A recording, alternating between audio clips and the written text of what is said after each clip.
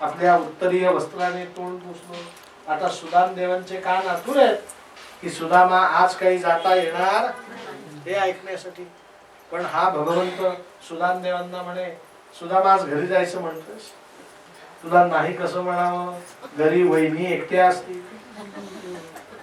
अगं हे रुक्मिणी, मी सुदाम देवांना वेशीपर्यंत सोडून. सुदाम देव म्हणतात इतकी फास्ट व्यवस्था, जेवून जा सुद्धा नाही, सकाळी एक कप भर दुधावर वेशीवर सोडायला सुद्धा महाशय निघाले. पण नुसतं असं म्हटलं नाही, भगवंत उठले, सुदाम देवांना हात दिला, सुदाम देवांना उठवलं, 7 मजले खाली जिने चढायला उतरायला सुरुवात केली. सुदाम देव झटझट झटझट खाली आले. अर्ध्या रस्त्यावरती भगवंत सुदाम देव आले. सुदाम देवाने विचार केलं की हा कृष्ण आपल्याला काही दिलं नाही, घेतलं नाही, रिकाम्या हाताने परत पाठवतोय. हा कृष्ण कंजूस आहे. काय म्हणतो? पण लगेच विचार आला, त्याला कंजूस कसं म्हणावं? सोन्याच्या ताटात जेवू घातलं, स्वतःच्या पलंगावरती झोपवलं, स्वतःच्या अंगावरची शाल पांघरवली. याच्या मागे व्याप फार मोठा आहे. म्हणून हात द्यायचं घ्यायचं आपण आठवण करून दिली पाहिजे. म्हणून सुदामदेव, भगवंत पुढे, सुदामदेव मागे हात धरून चालले होते. सुदामदेवांनी भगवंतांचा हात ओढला. भगवंत थांबले. म्हणे काय रे सुदामा? म्हणे का हो श्रीकृष्ण भगवंत, काल जशी तुम्ही माझ्या बायकोची चौकशी केली तशी घरी गेल्यावर बायको तुमची चौकशी करेल की श्रीकृष्ण भगवंतांचा काय निरोप आहे, काय सांगू तिला? सुदाम देवांची अपेक्षा आहे, हो थांब, वहिनीला साडी घेऊन जा, मुलांना खाऊ घेऊन जा, तुला उपकरण घेऊन जा, वाटेत खर्चायला 100 नाणे घेऊन जा, असं काहीतरी म्हणे. पण हा श्रीकृष्ण आहे, त्याने खूप डोकं खाजवलं. म्हणे वहिनींना काय सांगू काय सांगू, एक काम कर म्हणे, माझा नमस्कार सांग. गोपाल कृष्ण भगवान. सुदामदेव म्हणतो तू नाही सांगितलं तरी हे सांगावं लागणारच आहे. पण वेशीपर्यंत भगवंत आला. सुदाम देवांना परत आलिंगन दिलं आणि सुदाम देव पुढे निघाले. कधीही सुदाम देवांनी मागे वळून पाहिलं परीक्षिता, आलक्षके तुरथस्य च. भगवंतांना द्वारकेत नेण्यासाठी रथ आलेला होता. भगवंत अजून रथात चढलेले नाहीत, फक्त सुदाम देवांना असा असा हात करताय. कधीही वळून पहा भगवंत काय करतायत. सरते शेवटी एक वळण आलं. सुदामदेव वळाले आणि भगवंत दिशेने असे झाले. आणि सुदामदेव आता एकटे निघालेत. येताना सात्विक भाव होते, आता जाताना म्हणतोय काय हा कृष्ण, नदास्यते द्रविणं भूरी. मला काही 1 रुपया दिला नाही, उपर्ण दिलं नाही, नारळ दिलं नाही, बायकोला साडी नाही, चोळी नाही, मुलांना खाऊ नाही. हा कृष्ण श्रीमंत आहे पण व्यवहार शून्य आहे. मी इतका गरीब तरी जाताना 4 मूठ पोहे घेऊन गेलो. कृष्ण एवढा राज्य करतो, त्याला एवढं समजत नाही कोणी गिफ्ट दिल्यावर आपण रिटर्न गिफ्ट. मला काहीही दिलं नाही. सकृष्ण कृपण, हा कृष्ण कंजूस आहे. आणि आज मला ज्ञान झालं, श्रीमंत माणसं अधिक श्रीमंत कसे होतात, कारण यांना फक्त घेणं माहिती आहे, यांना देणं माहिती. असा विचार करत करत सुदामदेव घरी आला. पाहतो तर काय, आजूबाजूची वस्ती तशीच, आजूबाजूचे झाड तसेच, आजूबाजूचे मंदिर तसेच, आजूबाजूची गल्ली तशी. पण जिथे सुदामदेवांची झोपडी होती त्या ठिकाणी काल रात्री 7 मजली ज्या महालात सुदामदेव मुक्काम करत होते तो लक्ष्मी भवनम नावाचा सुवर्ण महाल त्या ठिकाणी जसल्या तसा बांधून तयार होता. आमची सुशीला धावत पडत आली. सुदामदेवांना औक्षण केलं, सांगितलं महाराज तुम्ही वेशीपर्यंतही गेले नसाल. इकडे विश्वकर्मा, देवर्षी नारद आणि भगवंत आले आणि एका प्रहरात हा महाल बांधला.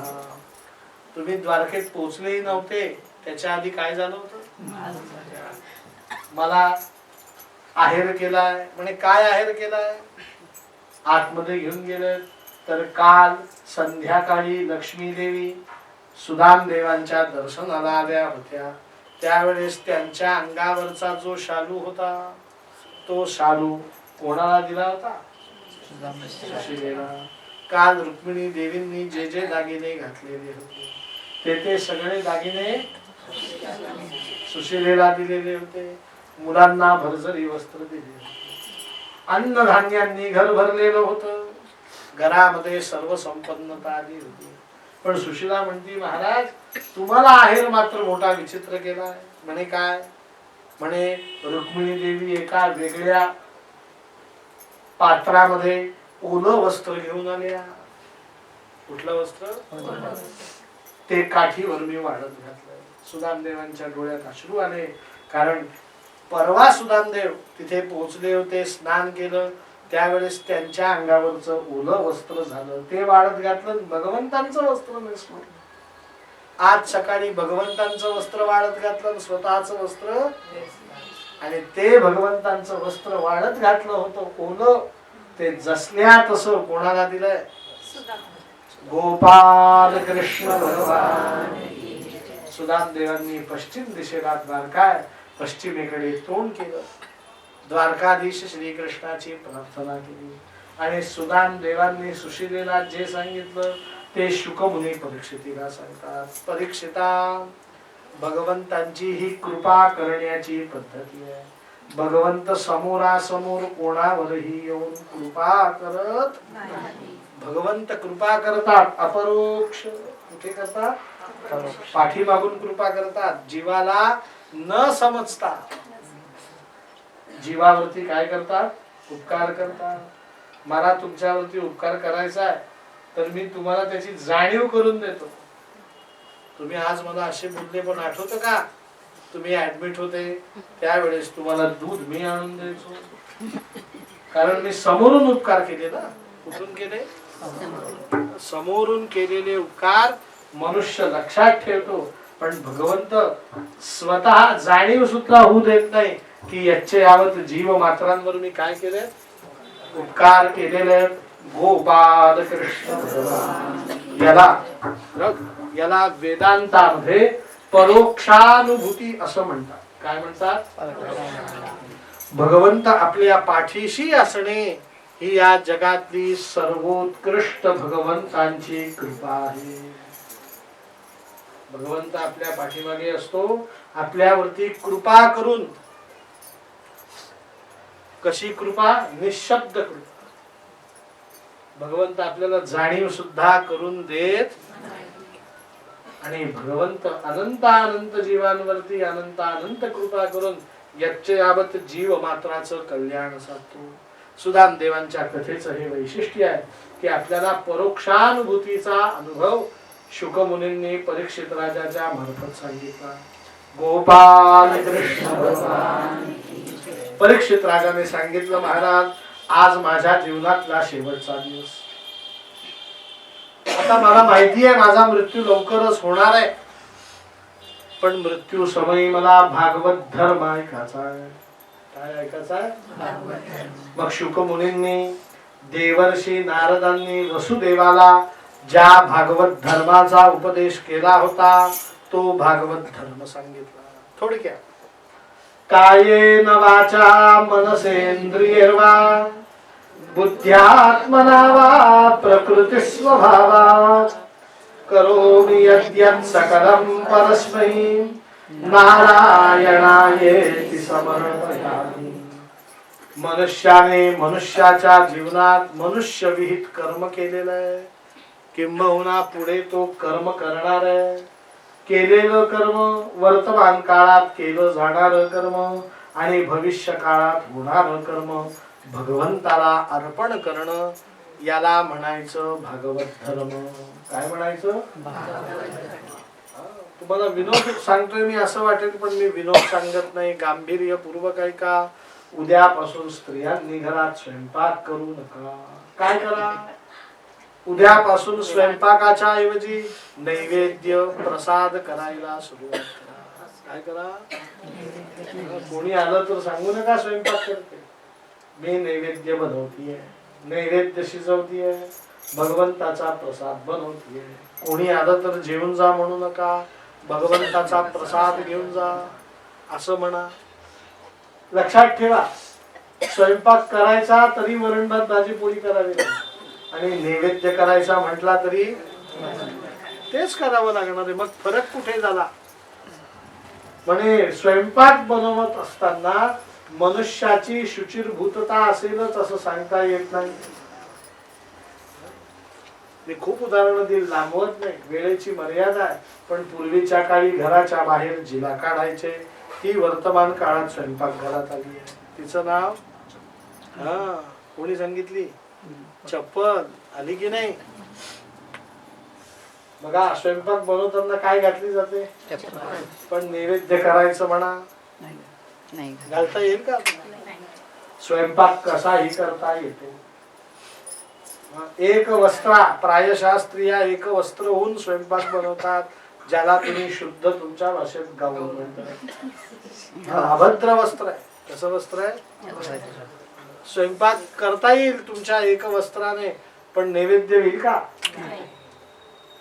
शिळ्या पाण्याने स्वयंपाक होईल, पण नैवेद्यासाठी सोळ्यात पाणी भरावं लागतं, सोळ्यात शिजवावं लागतं. लक्षात ठेवा, स्वयंपाक करणं ही एक कृती आहे असं जर मानलं तर कृती करण्याच्या पाठीमागची भूमिका बदलून टाकायची. काय करून टाकायची? आणि भूमिका बदलली की धर्म बदलतो. काय बदलतो? उदाहरण, मला आज भागवताची दक्षिणा मिळाली. 4 जण माझ्या पाळतीवर होते. मला पंचवटीच्या कारंजावर धरलं. मला चाकू दाखवला. काय दाखवला? नवे नवे भोसकला पोटात. माझे पैसे काढून घेतले. मी घाबरलो, रक्त यायला लागलं. पण निर्जन रस्ता, रात्रीचे 12 वाजलेले, पण एक दवाखाना तिथेच उघडा होता. मी दवाखान्यात गेलो. डॉक्टरांना सगळं सांगितलं. डॉक्टरांनी सांगितलं, घाबरू नका, तुम्हाला काहीही झालेलं नाही, थोडीशी जखम आहे, रक्त मात्र खूप व्हायलंय. पण चिंतेचं कारण, मला झोपवलं आणि मला तपासून ती ड्रेसिंग बांधण्यासाठी करण्यासाठी म्हणून हातात चाकूच घेतला. काय घेतला? पण एका चाकू ज्याच्या हातात आहे त्या व्यक्तीला मला मारायचं होतं, आणि एक चाकू हातात असणारा व्यक्ती त्याला मला, दोघांच्या यातात काय? पण दोघांची भूमिका. मग लक्षात ठेवा, मनुष्याच्या जीवनातली भूमिका बदलली की कुठला धर्म तयार होतो? भागवत धर्म. आपल्या घरात देवघर नसावं म्हणे, मग आपलं सगळं घरच देवघर पाहिजे. काय पाहिजे? आपलं सगळं घर हे काय असलं पाहिजे? हा आमचा हॉल, हा आमचा ड्रॉइंग हॉल, हे आमचं किचन, हे आमचं बेडरूम, हे आमचं टेरेस, असं काही म्हणू नका. आपल्या घरात नाव द्या, हे काय आहे? म्हणे हा हॉल नाही, हे आमचं श्रीकृष्ण भवनम. आमचं हे किचन नाही, रुक्मिणी सत्यभामा भवनम. जिथे आपण शयन करतो तो शयन कक्ष कोणाचा आहे? म्हणे लक्ष्मी नारायण भवनम. नुसतं म्हणा तुम्ही. काय म्हणा? तुम्ही नुसतं असं जर म्हटलं ना तरी घरातले स्पंदन बदलतात. एक उदाहरण देतो तुम्हाला. निर्मा माहिती ना? निर्मा. त्या निर्माच्या पुरीवरती एक लहान मुलगी फ्रॉक तिचा गोल फिरतो दाखवतात. ती मुलगी मेलेली आहे. माहिती आहे का तुम्हाला?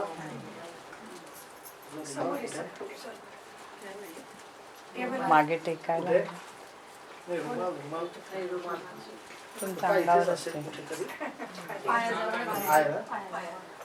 ती मुलगी मेलेली आहे. तर तिच्या स्मरणार्थ तिच्या आई वडिलांनी भागवत, जुनी गोष्ट सांगतोय, 82-83 सालातली गोष्ट आहे. आणि भागवत सांगणारे वक्ते होते परमपूज्य डोंगरे महाराज. कोण होत? आता ते सगळं मोठ्या घरातलं भागवत. त्यांनी डोंगरे महाराजांना सांगितलं, महाराज तुमचं भागवत झालं की आरती म्हणण्यासाठी लता मंगेशकरांना सांगितलं. कोणाला सांगितलंय? आणि त्या 7 वाजता येणार आहे, आरती म्हणणार आहे, आपल्या बरोबर प्रसाद घेणार आहे आणि रोज येणार. तर डोंगरे महाराजांची भागवत संपलो की लता मंगेशकर आरती म्हणायच्या, भोजन करायच्या आणि दहिसरला भागवत झालं होतं बरं का. एक दिवस डोंगरे महाराज कथा सांगत असताना काल जशी आपल्या कथेला 1 तास उशीर झाला तसा त्यांच्या कथेला उशीर झाला आणि लता मंगेशकरांना 1 तास कथा ऐकावी लागली. त्यांनी ती कथा ऐकली आणि डोंगरे महाराजांच्या जवळ गेले आणि सांगितलं, महाराज मला भागवत म्हणजे इतकं सुंदर प्रकरण आहे माहित नाही. मला भगवंतांनी आरतीसाठी बोलवलं, मी खरं कथा ऐकायला यायला पाहिजे, पण जाऊ द्या महाराज, माझी तुमच्या चरणाशी विनंती आहे, माझ्या घरी भागवत कराल का? तुमच्या आशीर्वादाने आतापर्यंत मी फ्लॅट मध्ये राहत होते, पण आता मी बंगला बांधतीये आणि जवळ जवळ पूर्णत्वाला काम. डोंगरे महाराजांनी सांगितलं, भागवत करण्याची इच्छा आहे ना, अवश्य ये. डोंगरे महाराजांना भागवताचं निमंत्रण दिलं की ते कधीही नाही म्हणायचे, अवश्य ये. फक्त माझी एक अट आहे. म्हणजे काय? घराला नाव प्रभू कुंज दे. काय दे? तुम्ही कधी मुंबईला गेले तर आजही लता मंगेशकरच्या घराचं नाव काय आहे? हे घर कोणाचं आहे? लता मंगेशकरांच्या नावाची पाटी नाही आहे. कोणाचं घर आहे? प्रभू कुंज, भगवंताचं घर. आपण सुद्धा ही भावना घरात प्रवेश करताना आपलं घर आहे, आपलं वास्तव्य तिथे होणार आहे. तर आपल्या घरात आपण श्रीकृष्णाच्या आश्रयाने राहतो, रामाच्या आश्रयाने राहतो, म्हणून आपल्या घराचं नाव रामकृष्णाश्रय द्या. काय द्या? की माझ्या घरात मी रामकृष्णाच्या आश्रयाने राहतो. आपलं सगळं घर काय झालं पाहिजे? देवघर झालं पाहिजे. ही भावना झाली आपल्या घरात की आपला कुठला धर्म झाला? भागवत धर्म झाला. तुम्ही कोल्हापूरला गेल्या, तुळजापूरला गेल्या, गडावर गेल्या की तिथून देवीच्या अंगावरची साडी प्रसाद म्हणून आणतात की नाही? मग एक मुलीला आणतात, एक सुनेला आणतात, एक आपल्याला आणतात. मुलगी असते सासरी, ती माहेरी आल्यावर तिला देतात, सांगतात महालक्ष्मीचा प्रसाद आहे बरं का. महालक्ष्मीचा प्रसाद आहे म्हणजे काय? तिने ती एकदा, मी तुम्हाला सांगतो, भरपूर साड्या तुम्ही वापरा, पण प्रत्येक साडी घरात आल्यानंतर भगवंताला अर्पण करा. आणि प्रत्येक साडी वापराल ती काय वापरा? प्रसाद वापरा. वस्त्र प्रसाद म्हणून जर वापरलं तर मनुष्याला दीर्घायुष्य प्राप्त होतं, आरोग्य प्राप्त होतं. मग आपल्याकडे महालक्ष्मीच्या प्रसादाची एक साडी पाहिजे त्या सगळ्याच साड्या पाहिजे? सगळ्या. आपण जी नेसू ती काय असली पाहिजे? प्रसाद असली पाहिजे. बघ, प्रसाद रूपाने साडी वापरणं हा कुठला धर्म आहे? भागवत धर्म आहे. भागवत धर्मात मनुष्याने काय करावं? म्हणे येईल तैसा बोल राम कृष्ण हरी. जसं जमेल तसं भगवंतांचं नाम घ्यावं. 4 धर्माचं पालन करावं: सद्बुद्धी, सद्विद्या, सद्प्रेरणा आणि सदाचार. या 4 गोष्टी माणसाने सोडू नये. या घट्ट धरून ठेवाव्या. ज्यांनी ज्यांनी हे घट्ट धरून ठेवलं ते माणसं या जगतात मोठे झाले. कुठकुठली? सद्विद्या, सद्बुद्धी, सद्प्रेरणा आणि सदाचार. तुम्ही राजकारणात मोठं झालेला मनुष्य बघा, उद्योग क्षेत्रात मोठा झालेला मनुष्य बघा, विचारवंतांच्या क्षेत्रातला मनुष्य बघा, लेखनाच्या क्षेत्रातला मोठा मनुष्य बघा. त्यांच्याकडे हे 4 गुण असणारच: सद्बुद्धी, सद्विद्या, सद्प्रेरणा आणि सदाचार. माझ्याकडे हे 4 गुण नसतील आणि मी राजकारणात असेल तर मी फार फार नगरसेवक, मी काही पंतप्रधान होणार नाही. लक्षात ठेवा, सर्वोत्कृष्ट पदावर जाणारा मनुष्य हा सर्वोत्कृष्ट गुणांना धारण केलेला असतो. म्हणून ज्याला आयुष्यात मोठं व्हायचं आहे त्याने या 4 गोष्टींचा आश्रय करावा. मुलांना सांगावं की नीतीने, न्यायाने वागलेलाच मनुष्य आयुष्यात प्रगती करतो. अन्यथा तुमची प्रगती एका विशिष्ट मर्यादेपर्यंत होते, पुढे तुमची प्रगतीची वाट काय होते? खुंटते. म्हणून मनुष्याने सद्बुद्धी, सद्विद्या, सदप्रेरणा आणि सदाचार या 4 गोष्टींचा आश्रय घ्यावा. फार उपास तापास करू नका. सोमवार, मंगळवार, बुधवार, गुरुवार, प्रतिपदा, द्वितीया, अष्टमी, पौर्णिमा असं काही करू नका. व्रत करा. एकादशी काय करा? एकादशी. एक एकादशीचं व्रत करणं इंग्लिश मध्ये सफिशियंट आहे की नाही? पुरेस आहे. फक्त त्या दिवशी अल्पाहारम. कसा आहार घ्या? शक्यतो आहार घेऊच नका. 14 दिवस भरपूर खा. 1 दिवस शरीराला काय द्या? विश्रांती द्या.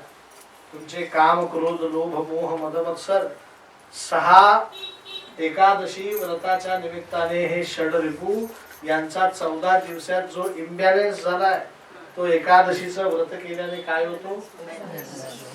म्हणून प्रत्येकाने काय केलं पाहिजे? एकादशी व्रत केलं पाहिजे. ज्ञानेश्वर महाराजांच्या भाषेत रिकामा अर्ध घडी राहू नको. उगीच दुपारी झोपा काढत बसू नका. दासबोध वाचा, तुकारामाचा गाथा वाचा, नामदेवांचा गाथा वाचा. आमच्या रामदास स्वामींनी सांगितलंय दिसा माझी काही लिहावे. जे वाटतं ते लिहून काढा. जे वाटतं ते वाचून काढा. जे वाटतं ते सांगायला सुरुवात करा. पण नुसतं रिकामं बसून राहू नका. रिकामं राहणं हे मूर्खाचं लक्षण आहे. मनुष्याचा देह हा भाग्याने एकदा मिळालेला आहे, परत मिळणार. हा व्यर्थ घालवू नका. भगवंताला अनन्य भावाने शरण जा आणि भगवंतांची जशी जमेल तशी भक्ती करा. आणि पुढे काय करा? म्हणे यथा योग्य वेळ झाली की भगवंताच्या कृपेचा अनुभव घेण्यासाठी यथाशक्ती मनुष्यांनी योगाभ्यास करावा. काय करावा? ध्यान लावल्याशिवाय आपल्याला भगवंत ध्यानात दिसणार नाही. आणि ध्यानात जर दिसला नाही तर भगवंत प्रत्यक्षात दिसू शकणार. म्हणून थोडास डोळे मिटून आपण श्वास कसा घेतो, घेतलेला श्वास कसा सोडतो, त्या श्वासांची गती कशी आहे, शरीर त्याच्यावर नियंत्रण कसं ठेवतं, ते शांत चित्ताने एकदा स्वतः अनुभवा. काय करा? हळूहळू ध्यान करा, हळूहळू स्मरण करा, हळूहळू चिंतन करा, हळूहळू मनन करा. पण हे करण्यासाठीच माणसाचा देह आहे हे विसरू नका. मुले याच साठी जगी मागताती कुलातील होत त्या दीप ज्योती. आई वडिलांनी जन्म आपल्याला कशासाठी दिला? मुले याच साठी जगी मागताती कुलातील होत त्या दीप ज्योती. आणि बाकी सगळे कुलांगार अंगार होऊन गेले. कितीक आले आणि कितीक मेले. आपल्याला असं आल्या गेल्यासारखं मरायचं नाही, काहीतरी साध्य करून जायचं. मग ते साध्य करण्यासाठी श्री कृष्ण नामम स्मारम स्मारम. भगवंतांचं नामस्मरण करा आणि भगवंताला अनन्य भावाने शरण जा. हा भागवतात सांगितलेला भागवत धर्म आहे. गोपाल कृष्ण भगवान. परीक्षित राजाने विचारलं मला भगवंतांचं निजधाम गमन ऐकायचं. काय ऐकायचं आहे? आणि मग परीक्षिता आई भगवंत आता द्वारकेला राहतात, आत्तस्वकीयांमध्ये राहतात. एक दिवस भगवंतांच्या द्वारकेमध्ये दुर्वासादी ऋषींचं आगमन झालं. 4 महिने दुर्वासादी 10,000 ऋषी द्वारकेत वास्तव्य करू लागले. भगवंतांनी सांगितलं दुर्वासादी ऋषींना महाराज तुम्ही गोमती नदी आणि समुद्राच्या संगमावर रोज स्नान करा.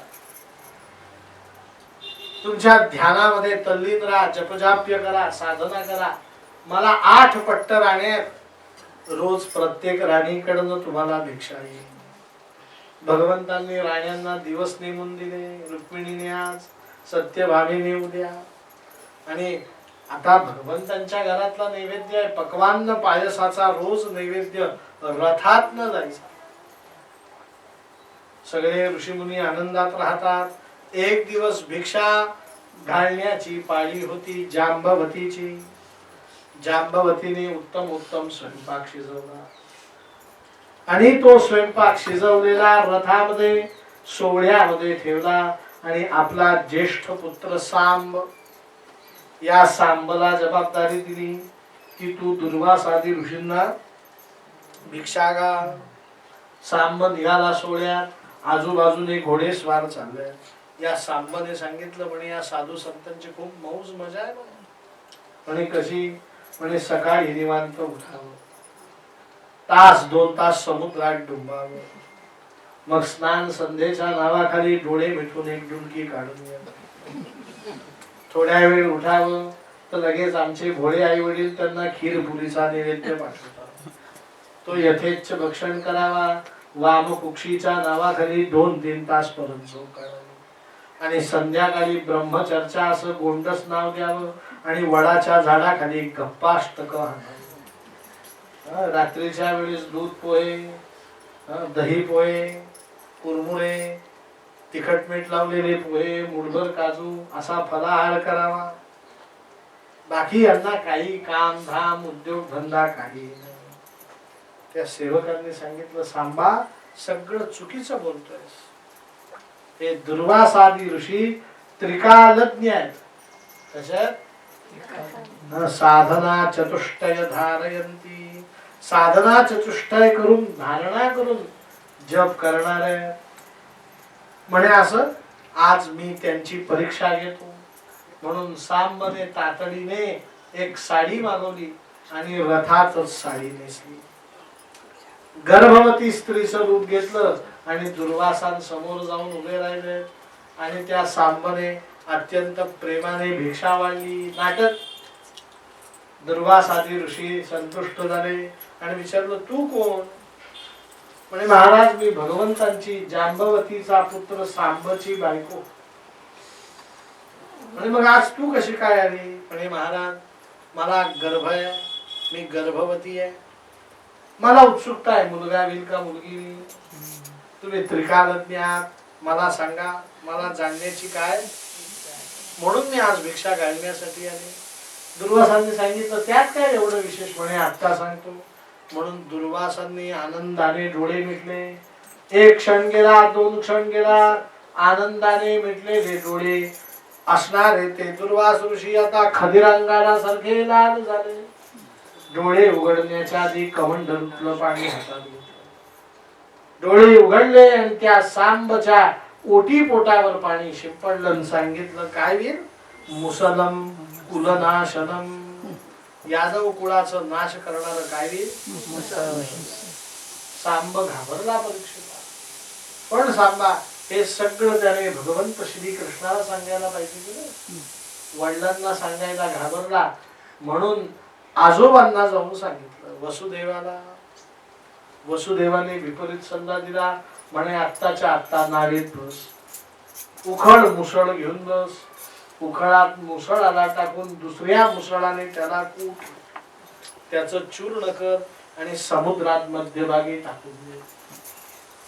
वसुदेवाने सांगितल्याप्रमाणे सांबने ते केलं. समुद्रात चूर्ण टाकलं. पण ते चूर्ण हळूहळू लाटांच्या वेगाने तिथून प्रवाहित होऊन द्वारकेजवळ टाकलेलं चूर्ण प्रभास क्षेत्राजवळ गेलं. सोरठी सोमनाथ 400 किलोमीटर लांब गेलं आणि त्या चूर्णापासून एरका नावाचं गवत तयार झालं. कुठलं गवत? त्याला आता धारधार शस्त्रासारखी अत्यंत त्याला काय म्हणतात की ओजस्वती अशी धार त्या गवताला. आपल्या शुद्ध मराठीत त्याला दर्भ म्हणतात. काय म्हणतात? दर्भापेक्षाही जास्त धार त्या एरका नावाच्या गवताला. ते आता एरका नावाचं गवत आलं, उगवलं आणि पिकलं. 2 वर्षाचा कालखंड निघून गेला आणि एक दिवस आमच्या भगवंतांना गर्ग मुनींनी सांगितलं की श्रीकृष्णा तू क्षत्रिय आहेस, तू राजसूय यज्ञ केला पाहिजे. कुठला यज्ञ? राजसूय यज्ञ करायचा आहे द्वारकेत. पण त्याच्यासाठी प्रायश्चित्त म्हणून तू एक सोमयाग कर. काय कर?